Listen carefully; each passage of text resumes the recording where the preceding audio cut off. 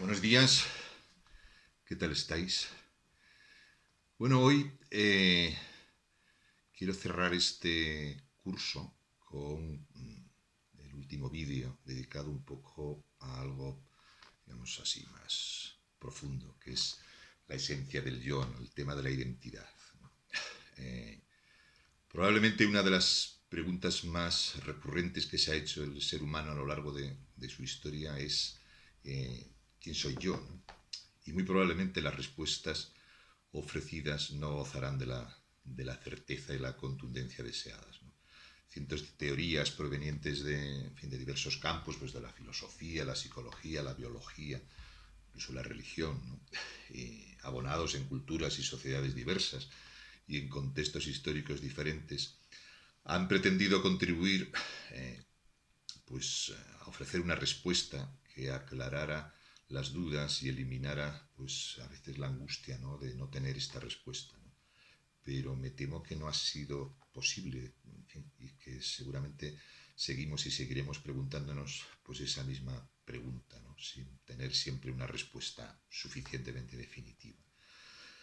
Podemos adentrarnos, aunque sea de forma superficial, en las teorías filosóficas, por ejemplo, pues de Hume y los empiristas, ¿no? Que dudan de la misma idea del yo, o de Kant, que nos habla del yo trascendental, ¿no? Aquel que conoce toda la experiencia, que es el yo empírico, pero incapaz de conocerse a sí mismo, ¿no? Decía Kant, el ojo mira, pero no puede mirarse a sí mismo, solo pensarse, ¿no?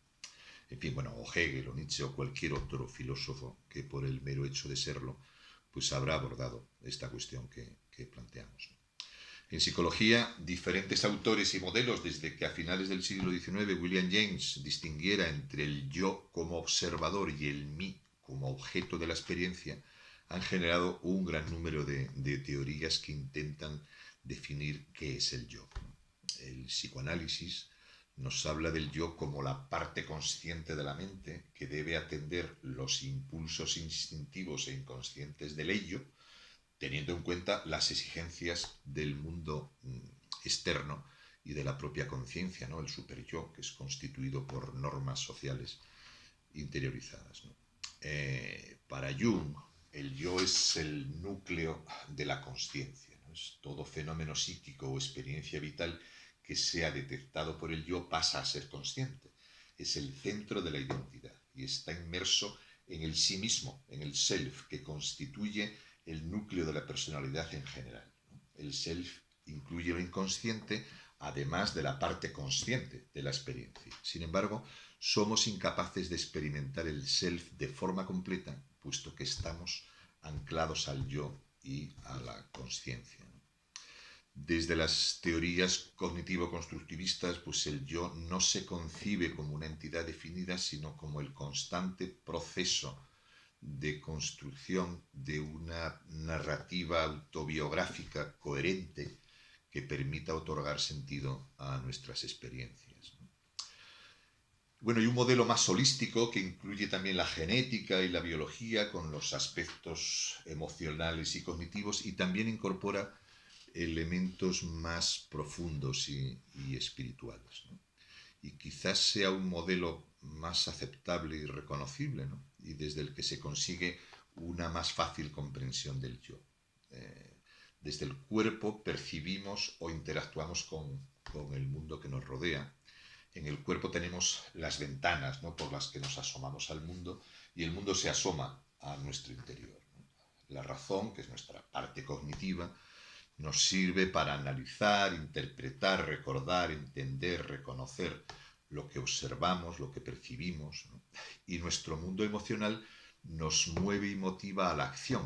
O sea, el miedo, la rabia, la pena, la alegría, el asco, la sorpresa, la vergüenza, en fin, estas emociones nos impulsan a la acción de manera muchas veces inconsciente, ¿no? Por eso, conocer nuestras emociones nos ayuda a conocer más de nosotros y de nuestra forma de ser y estar, ¿no? Y en el fondo, digamos, según este modelo, en lo más hondo encontramos ese yo que nos identifica y distingue, que es más que la suma de sus componentes, ¿no? O sea, construido en el tiempo posiblemente antes de nuestra presencia corporal en este mundo y que se ha ido enriqueciendo pues desde nuestro acervo genético, pues con nuestros nutrientes en el sentido más amplio del término, ¿no? Es decir, con nuestras creencias, valores, vivencias, sueños, relaciones, y al que no resulta fácil llegar hasta él porque multitud de barreras y obstáculos construidos por nosotros mismos y por el entorno que nos vigila y protege, pues nos impide hacerlo. Gurdjieff, que es un filósofo místico y compositor de origen armenio, fallecido en Francia en 1949, que fue el descubridor e introductor en Occidente del eneagrama, que es esa importante herramienta de autoconocimiento. Pues Gurdjieff describe con una metáfora muy visual este modelo del yo, ¿no? Lo describe como un carruaje de caballos. El carruaje en sí simboliza el cuerpo. Los caballos son las emociones, ¿no? El cochero, que va arriba, es la razón, la parte intelectual, ¿no? Y el dueño de todo ello sería el yo profundo, ¿no? Es el que va dentro del carruaje, el que decide el destino y marca el rumbo, ¿no? Todos son necesarios para realizar el camino de la vida, pero es absolutamente imprescindible saber quién es el que va dentro del carruaje, ¿no? Hay un dicho marinero que dice que no hay buen viento si no conocemos el puerto de destino, ¿no? En nuestra cultura podemos establecernos o identificarnos pues, con el papel de ser una mujer o un hombre, padres o hijos. Podemos considerar que nuestra historia familiar, nuestra genética y nuestra herencia nos hacen como somos.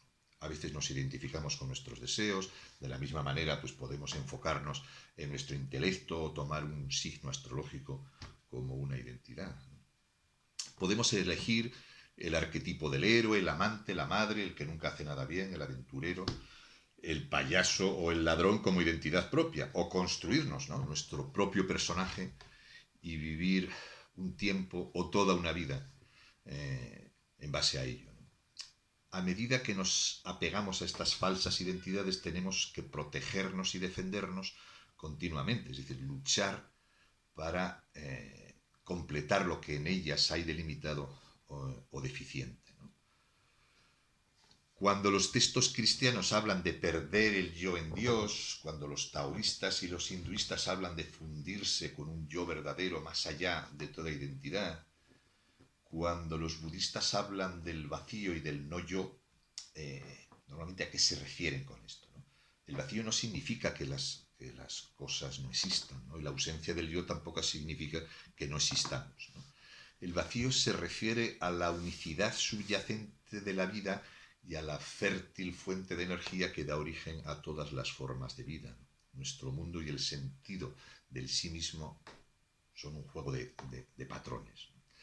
Claramente no poseemos cosas externas, ¿no? Digamos que tenemos una suerte de relación con nuestros coches, nuestro hogar, nuestra familia, nuestros empleos, pero cualquiera que sea esa relación es nuestra solo por un corto periodo.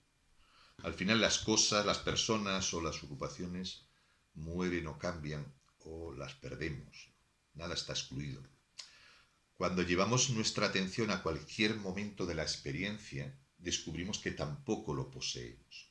Conforme miramos, encontramos que tampoco convocamos a nuestros pensamientos, ni los poseemos, ¿no? Quizás hasta quisiéramos que se detuvieran, ¿no? Pero ellos parecen pensar por sí mismos, surgir y transcurrir conforme a su naturaleza, ¿no? Lo mismo ocurre con nuestros sentimientos, ¿no? ¿Cuántos de nosotros queremos controlarnos, ¿no? Si ponemos atención vemos que son más como estados del tiempo, ¿no? Es decir, los sentimientos cambian de acuerdo a ciertas condiciones y no los poseen ni los dirigen nuestra conciencia ni nuestros deseos, ¿no? ¿Acaso pedimos que vengan la felicidad, la tristeza, la irritabilidad, el entusiasmo o la inquietud? Los sentimientos surgen por sí mismos, como el aliento se respira a sí mismo o como los sonidos se suenan a sí mismos, ¿no? Y también nuestro cuerpo sigue sus propias leyes, ¿no? El cuerpo que cargamos, digamos que es como una bolsa de huesos y fluidos, que no nos pertenece, ¿no? Envejece, enferma y cambia de manera en que quizá no quisiéramos que lo hiciera, ¿no? Siempre conforme a su propia naturaleza. Cuanto más profundamente miramos, más nos damos cuenta de que no poseemos nada ni adentro ni afuera, ¿no? Decía Kalu Rinpoche, que es un monje budista, murió hace ya unos años, profesor y maestro de meditación, decía: vives en la ilusión y en la apariencia de las cosas, pero hay una realidad. Tú eres la realidad, aunque no lo sabes. Si despiertas a esa realidad, sabrás que no eres nada y que siendo nada eres todo. Eso es todo. Os voy a contar una breve anécdota, ¿no? Bueno, yo crecí en un pequeño pueblo rural del occidente asturiano, donde mi padre ejercía de maestro. Hasta allí llegaban los niños de las aldeas cercanas a recibir las enseñanzas básicas y a veces únicas en aquella escuela que regentaba mi padre, ¿no? Pero también acudían adultos a resolver pues, dudas protocolarias, consultar escritos, interesarse por los progresos de sus hijos o simplemente para buscar momentos de conversación relajados y tranquilos cuando las labores del campo se lo permitían, ¿no? A mí me gustaba escuchar esas conversaciones, ¿no? Solía colocarme ahí en un sitio discreto y como no interrumpía, pues me permitían permanecer allí como un oyente. De esas conversaciones extraje muchas enseñanzas, ¿no? Recuerdo especialmente la figura de un hombre que era grande, al menos a mí me lo parecía entonces, que conversaba de forma tranquila, serena, que yo me observaba que no interrumpía y que escuchaba atento, ¿no? Y sopesaba luego las respuestas. Se llamaba Benigno. Y yo siempre estaba atento para ver si Benigno venía, pues su presencia me resultaba muy agradable, ¿no? Un día, en aquellas tranquilas conversaciones que mantenía con mi padre, le oí decir: yo sé quién soy, don Alfredo, ¿no? Y recuerdo que en aquel momento pensé, pues claro, ¿cómo no vas a saber quién eres, Benigno? O sea, hasta yo sé quién eres, ¿no? Pues no recuerdo haber vuelto a escuchar esa frase dicha de aquel modo hasta mucho tiempo después, ¿no? Hasta el comienzo de mi propio proceso de terapia, en el que mi terapeuta me preguntó, ¿tú sabes quién eres? Y además me decía, ¿y cómo lo sabes? ¿Y quién o quiénes te han certificado que esos rasgos que consideras que te pertenecen realmente te habitan y te construyen? ¿Estás seguro o solo forman parte de ese bagaje de rasgos que a lo largo de tu vida te han ido diciendo que poseías y has acabado creyéndote? Ese conglomerado de creencias, de valores, de genética, de experiencias autoobservables, de pensamientos reconocidos, de emociones nombradas, de sensaciones sentidas, nos definen y configuran, pero no nos limitan ni contienen. Seguro que somos eso, pero también mucho más que eso. También aquello que traemos en la mochila y aquello que vamos recogiendo en el camino de la vida del que raras veces somos conscientes, ¿no? De ahí que además de todas las herramientas que podamos utilizar para aprendernos y reconocernos, y que todas pueden ser valiosas, la práctica del silencio y la meditación representan ese modo transversal y directo para contactar con nuestro ser más profundo y mirarlo de frente, aceptándolo y acogiéndolo de manera compasiva y haciéndonos conscientes de su incalculable valor. El silencio y la meditación nos permiten entrar en el momento justo, que no es otro que el ahora, al encuentro con ese ser maravilloso y único que está en comunión con el resto de seres que configuran el universo que habitamos y nos habita. Ese ser somos cada uno de nosotros.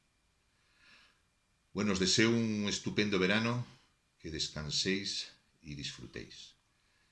Y nos veremos en septiembre. Un abrazo.